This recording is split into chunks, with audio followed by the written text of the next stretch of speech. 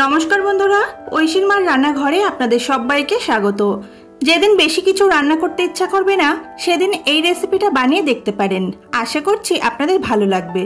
চলুন তাহলে রেসিপিটি দেখে নেওয়া যাক। রেসিপিটা বানানোর জন্য প্রথমে একটা কড়াইতে 2 টেবিল স্পুন সাদা তেল দিয়ে দিলাম। তেলটা ভালো করে গরম হয়ে গেলে গোটা গরম মশলা ফোড়নে দিয়ে দিচ্ছি। ছোট এলাচ, লবঙ্গ, দারচিনি এখানে ব্যবহার করেছি। ছোট এলাচের মুখটা কিন্তু অবশ্যই ফাটিয়ে দেবেন। ফোড়নটা একটু ভাজা হয়ে গেলে দিয়ে দিয়েছি 1 টিস্পুন রসুন কুচি। রসুনের ফ্লেভারটা কিন্তু ভীষণ ভালো লাগে, তাই অবশ্যই রসুন কুচিটা কিন্তু দেবেন। রসুনটা একটু ভালো করে ভেজে নিয়েছি। এবার দিয়ে দিচ্ছি পেঁয়াজ, গাজর আর বিনস। ছোট ছোট টুকরো করে এগুলোকে কেটে নিয়েছি। এবার সবকিছু ভালো করে তেলের সাথে একবার নাড়াচাড়া করে নিচ্ছি। এখানে পেঁয়াজ, গাজর আর ক্যাপসিকাম এগুলো কিন্তু খুবই ছোট ছোট করে আপনাদের কাটতে হবে। গ্যাসের ফ্লেমটা মিডিয়াম টু হাইতে রেখে এগুলোকে একটু নাড়াচাড়া করব। সবজিগুলো একটু নরম হয়ে আসবে, দেখবেন পরিমাণটাও কিন্তু অনেকটাই কমে যাবে। সেই পর্যন্ত একটু 1 থেকে 1.5 মিনিট মতো নাড়াচাড়া করে নিলাম। এরপর দিয়ে দিচ্ছি ক্যাপসিকাম কুচি। গাজর, বিনস এদের তুলনায় ক্যাপসিকাম কিন্তু একটু সময় কম লাগে রান্না হতে, তাই ক্যাপসিকামটা পরে দিয়েছি। সবজিগুলোর পরিমাণ কিন্তু আপনারা নিজেদের প্রয়োজন মতো বাড়িয়ে বা কমিয়ে নেবেন। 1 মিনিট মতো আবারও নাড়াচাড়া করে নিয়েছি। সবজিগুলো বেশ সুন্দর এখন ভাজা ভাজা হয়ে গেছে, আশা করছি দেখেই বুঝতে পারছেন। এবার আমি এর মধ্যে দিয়ে দেব 2টো ডিম। ডিমের পরিমাণটাও কিন্তু আপনারা বাড়িয়ে বা কমিয়ে নিতে পারেন।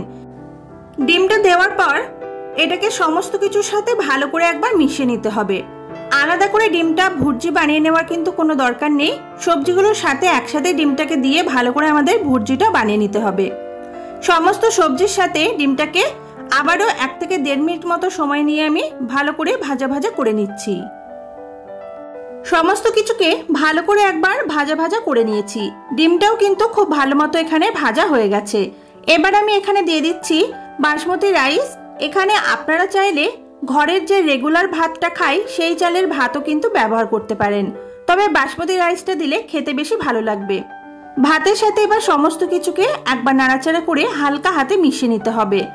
এই রেসিপিটা খাওয়ার জন্য কিন্তু আলাদা করে কোনো সাইড ডিশের প্রয়োজন হয় না, শুধু শুধুই এটা কিন্তু খেতে বেশ ভালো লাগে। আর এটা খেতে এতটাই টেস্টি হয় যে আপনারা একদিন বাড়িতে ট্রাই করলে পরে বারবার কিন্তু বানাতে ইচ্ছা করবে। ভাতটাকে ভালো করে সমস্ত সবজি আর ডিমের সাথে একবার নাড়াচাড়া করে মিশিয়ে নিলাম। এবার আমি এর মধ্যে দিয়ে দেব স্বাদ অনুযায়ী লবণ। ভাতটা করার সময় কিন্তু আমি লবণ দিইনি, আপনারা চাইলে ভাতটা রান্না করার সময়ও লবণ ব্যবহার করতে পারেন। সামান্য একটু চিনি দিয়ে দিলাম আর দিয়ে দিচ্ছি ঝালের জন্য গোলমরিচের গুঁড়ো। আপনারা ঝালের জন্য এর সাথে কাঁচা লঙ্কা কুচিও দিতে পারেন। এবার দিয়ে দিচ্ছি 1 টিস্পুন সয়া সস। এবার ভালো করে হালকা হাতে সমস্ত কিছুকে নাড়াচাড়া করে মিশিয়ে নিতে হবে আর 1 মিনিট মতো একটু ভেজে নিতে হবে। ভাতটা যখন আপনারা রান্না করবেন তখন কিন্তু পুরোটা 100% কুক করবেন না, তাহলে এখানে ভাতটা কিন্তু দলা পাকিয়ে যেতে পারে। 90% মতোই ভাতটাকে কিন্তু রান্না করে নেবেন। সমস্ত কিছু ভালো করে মিশিয়ে নাড়াচাড়া করে নেওয়ার পর এখানে আমি দিয়ে দিচ্ছি আগে থেকে ভেজে রাখা চিংড়ি মাছ। এখানে আমি 200 গ্রামের মতো চিংড়ি মাছ ব্যবহার করেছি। আপনারা চাইলে চিংড়ি মাছটা ছাড়াও করতে পারেন, তবে দিতে পারলে খেতে বেশি ভালো লাগে।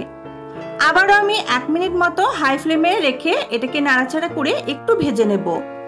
আমাদের রেসিপিটা কিন্তু অলমোস্ট রেডি। আপনারা চাইলে এখানে ধনেপাতা কুচিও ব্যবহার করতে পারেন, তবে আমি এখানে দিলাম না কারণ ধনেপাতার ফ্লেভারটা আমার খুব একটা ভালো লাগে না। আমাদের রেসিপিটা কিন্তু রেডি হয়ে গেছে।